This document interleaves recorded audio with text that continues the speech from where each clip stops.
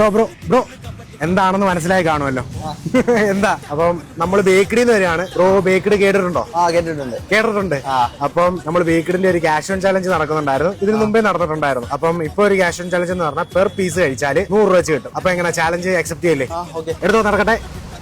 Taste എങ്ങനെയുണ്ട് bro? കൊള്ളാം. നമ്മുടെ കേക്ക് എങ്ങനെയുണ്ട്? ഇവിടുന്ന് ടേസ്റ്റ് ചെയ്തിട്ടുണ്ടോ? മുമ്പ് കേക്ക് ടേസ്റ്റ് ചെയ്തിട്ടുണ്ടോ? വാങ്ങാറുള്ളതാണല്ലോ. അപ്പം ഒരു പീസ് കഴിച്ച് തീരാറായിരിക്കുകയാണ്. 100 രൂപയുടെ ഓട്ടത്തിലാണ്. ഇതുപോലെ ഒരു ചാലഞ്ചിൽ പങ്കെടുക്കുമെന്ന് എപ്പോഴെങ്കിലും വിചാരിച്ചായിരുന്നു? അപ്പം 100 റുപ്പീസ് എടുക്കാം.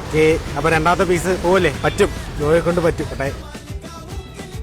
രണ്ടാമത്തെ പീസ് കഴിച്ച് തീരുകയാണ്. രണ്ടാമത്തെ പീസിന്റെ 100 റുപ്പീസ് എടുത്തു. അടുത്ത എങ്ങനെ മൂന്നാമത്തെ പോവല്ലേ? പറ്റും ബ്രോ, പറ്റും. ഒരോടെ പോട്ടെ. എങ്ങനെ ബ്രോയുടെ ഫേവറേറ്റ് ഏതാണ്? റാഞ്ചോ തന്നെയാണല്ലേ? ഓ, ഇതും റാഞ്ചാണെന്ന് അറിയാം. നമ്മുടെ ചാലഞ്ചസ് ഒക്കെ വേറെ കണ്ടിട്ടുണ്ടോ പേജിലെ? കാണാറുണ്ട്. അപ്പൊ മൂന്നാമത്തെ പീസും തീരാറായിരിക്കുകയാണ്. വളരെ ഫാസ്റ്റ് കഴിക്കുന്നുണ്ട്. നാലാമത്തെ പീസ് പോകുമെന്ന് വേണേ വിചാരിക്കാം. പോത്തില്ല, ഉറപ്പാണ്. അങ്ങനെയാണെങ്കിൽ ഒരു ടിസ്റ്റ് ഉണ്ട് ബ്രോ. ഫോൺ ഒന്ന് കാണിച്ചു കഴിഞ്ഞാൽ നമുക്ക് ഫോളോവേഴ്സ് ആണോ ജസ്റ്റ് ഒന്ന് നോക്കാം. നമ്മുടെ ഫോളോവേഴ്സിന് വേണ്ടിയിട്ട്. ഫോളോവർ ആണെന്നുണ്ടെങ്കിൽ ഇപ്പൊ 200 രൂപ. യെസ്, ഫോളോവർ ആണ്. അപ്പം 200 രൂപയുടെ ബ്രോയ്ക്ക് എടുക്കാം.